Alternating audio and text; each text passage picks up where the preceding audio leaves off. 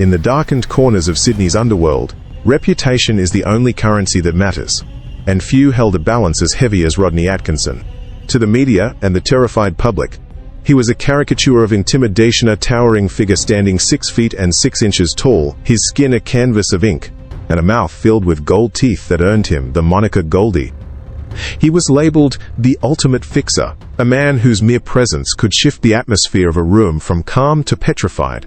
But when you strip away the sensational headlines and the police files, a different, more complex picture emerges. When asked about these fearsome titles, Rodney didn't see a monster. He saw a brother. He described himself as a man of absolute loyalty, someone who would travel to the ends of the earth for a friend. But how does a surfer from a quiet coastal town transform into one of the most notorious enforcers in the nation's history? To understand the man who struck terror into the hearts of rivals, we have to look past the gold teeth and the criminal record, back to the moment the light in his life was extinguished. Rodney's story didn't begin in a prison cell or a back alley deal. It began in 1981 in Newcastle, New South Wales. By all accounts, his early years were the picture of an idyllic Australian childhood.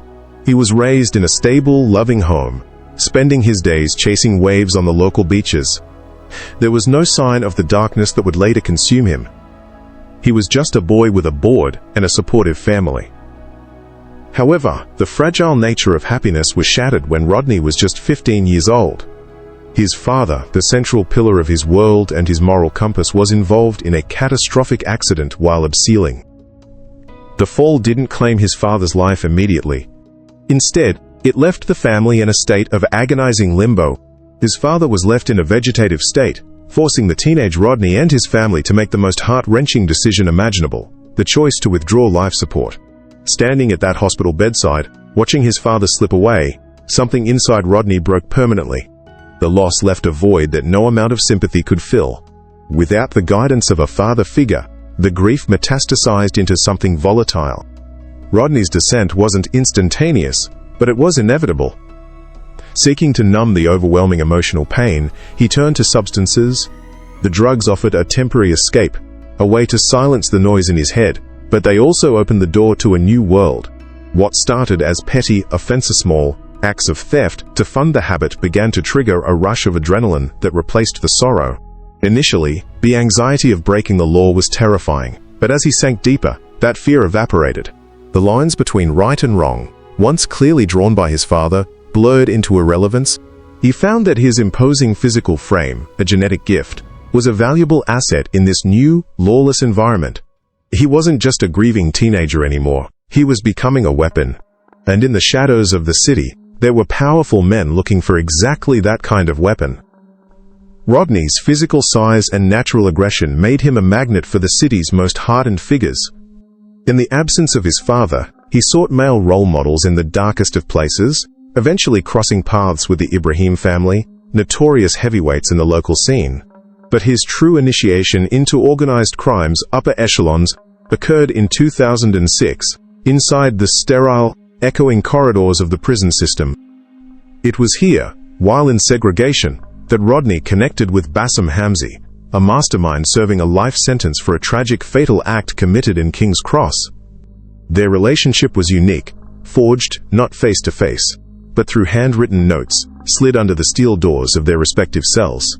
They discussed religion, the future, and loyalty, but never laid eyes on one another.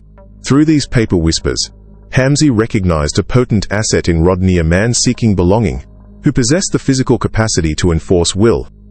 Hamzy recruited Rodney into Brothers for Life, a syndicate that would soon redefine urban conflict in Sydney.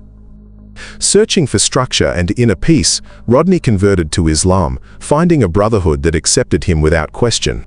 He became the group's primary instrument of force, the muscle behind the operation.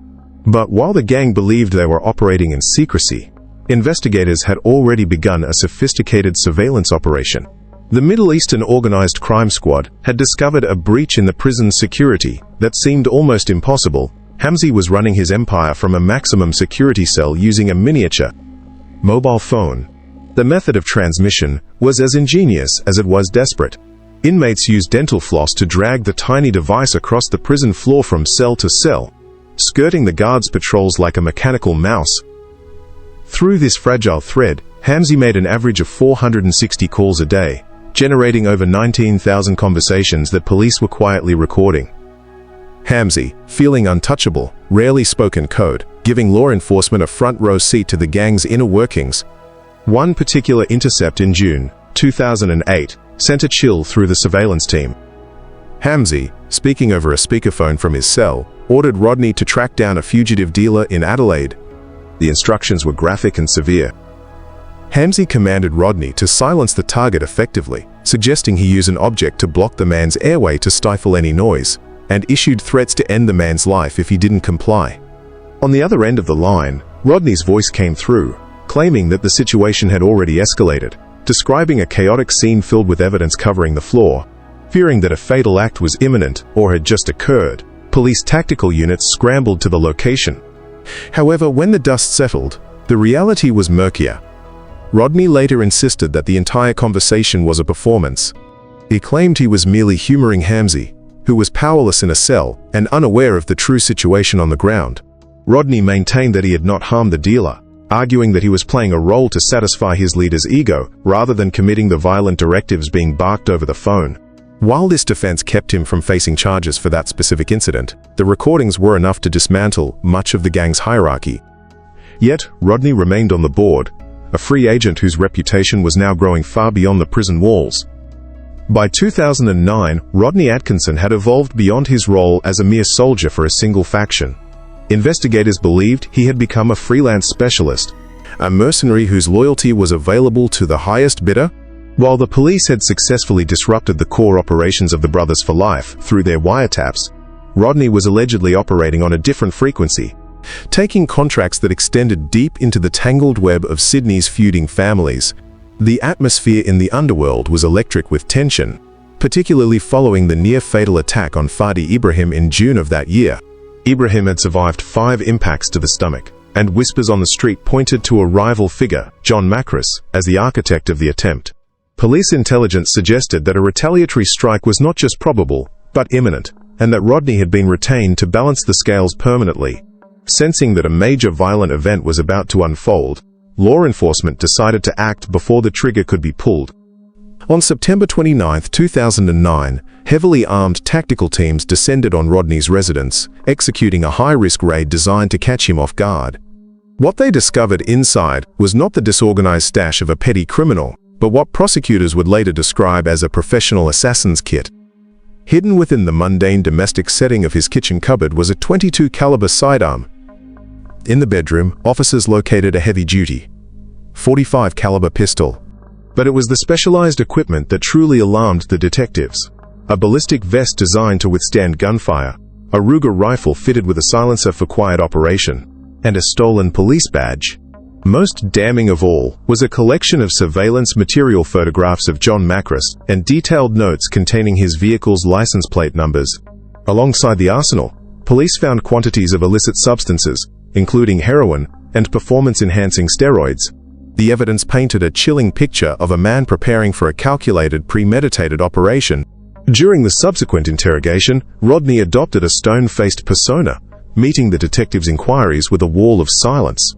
When pressed about the specific purpose of the silenced rifle or the photographs of Macris found in his possession, his response was a repetitive, monotonous no comment.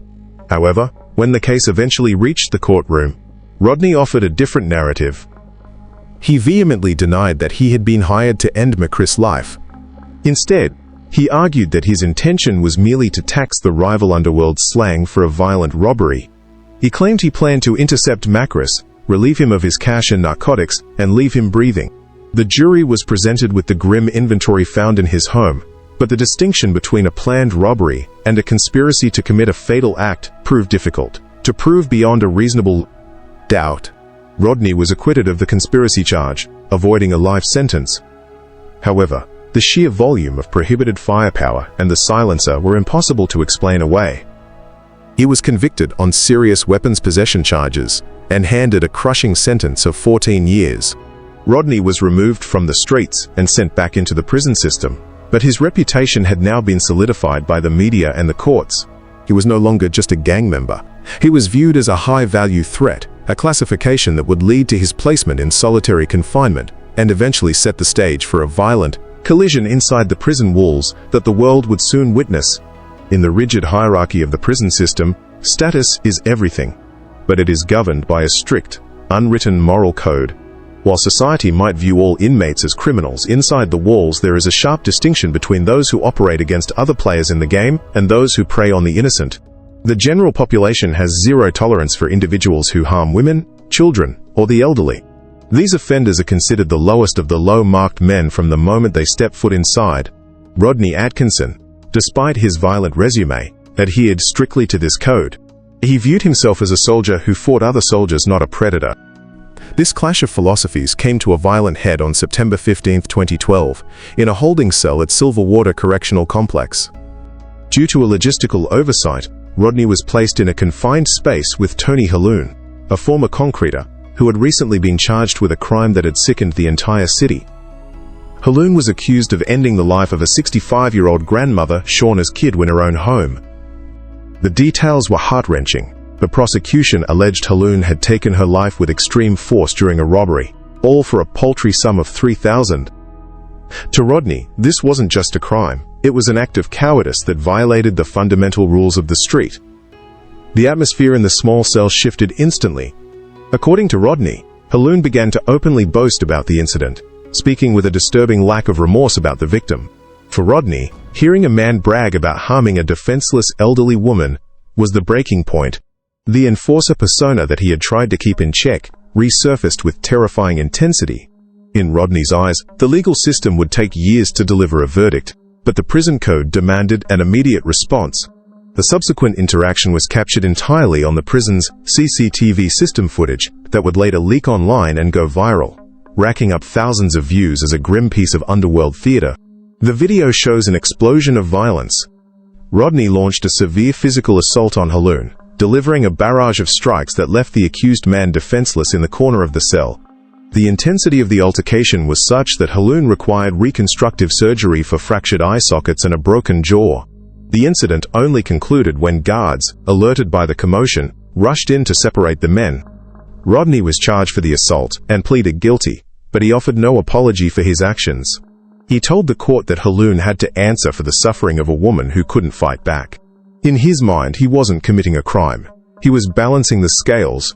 He believed that Halloun's arrogance regarding the victim was an insult that could not go unanswered.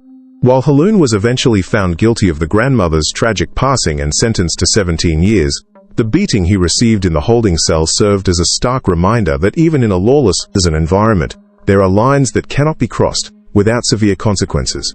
For Rodney, it was a moment of clarity. He was a criminal, yes, but he refused to be a monster. On February 25, 2015, the steel doors of the correctional facility opened, and Rodney Atkinson stepped out into a world that had moved on without him. After successfully appealing his sentence, he was a free man, but the Goldie who emerged was not the same figure who had gone in. The years of incarceration, particularly the 3 punishing years spent in solitary confinement, had taken a severe psychological toll. The man the media portrayed as an unshakable giant was, by his own admission, internally fractured. The transition was jarring. Simple tasks like walking through a shopping center triggered intense panic attacks, and the rapid advancement of technology left him feeling like a time traveler, stranded in a future he didn't understand. The silence of the segregation cell had been replaced by a chaotic noise he struggled to process. However, Rodney had a powerful anchor to hold him steady: his daughter, Mia. Her presence ignited a desperate desire to rewrite his narrative. He didn't want to be the enforcer anymore, he wanted to be a father. In a bid to scrub away the stains of his past, quite literally, Rodney pivoted into the health and wellness industry. He opened a laser clinic, offering services to remove tattoos, a symbolic gesture of erasing the criminal markings that had defined his skin and his identity for so long. He even began the painful process of removing his own ink, wanting to show his daughter that the gangster aesthetic was nothing to admire. He sought to channel his remaining aggression into a disciplined outlet, training to become a professional mixed martial arts fighter. He won a Brazilian Jiu-Jitsu title, proving his athletic prowess, but he quickly learned that a reputation is harder to shed than a tattoo. The Combat Sports Authority banned him from competing professionally, citing his deep ties to organized crime. His past was not just a memory, it was a wall blocking his future. Despite these setbacks, Rodney attempted to walk the straight and narrow. But the underworld has a gravitational pull that is difficult to escape. In 2017, the illusion of the new life began to crack. He found himself in the crosshairs of Strikeforce Raptor, an elite police unit dedicated to dismantling the very networks Rodney had once served. The squad executed a raid on his property as part of a massive operation targeting Middle Eastern crime figures. The search of his home didn't yield a happy ending. Officers seized prohibited steroids and alleged that he was in breach of a firearm prohibition order, serious violation of his parole conditions. The raid was part of a broader crackdown that netted illegal firearms, cash, and even exotic reptiles, sweeping Rodney back into the legal storm he had fought so hard to exit. To make matters worse, authorities levied new charges regarding an incident inside Silverwater Prison, alleging Rodney had been involved in another severe physical altercation with a younger inmate. The cycle seemed to be repeating itself. Rodney was taken back into custody, his bail refused, and the progress of the last 2 years evaporated in an instant. Today, Rodney Atkinson's story stands as a stark testament to the complexities of the criminal life. It is a narrative of a boy who lost his father and found a family in the wrong crowd, a man who built a fearsome reputation only to be crushed by the weight of it. He remains a figure of fascination and fear, a man who tried to fight his way out of the darkness, only to find that the shadows stretch further than anyone expects. His journey poses an uncomfortable question. Once you enter the underworld, is it ever truly possible to leave, or does the past always demand a final payment?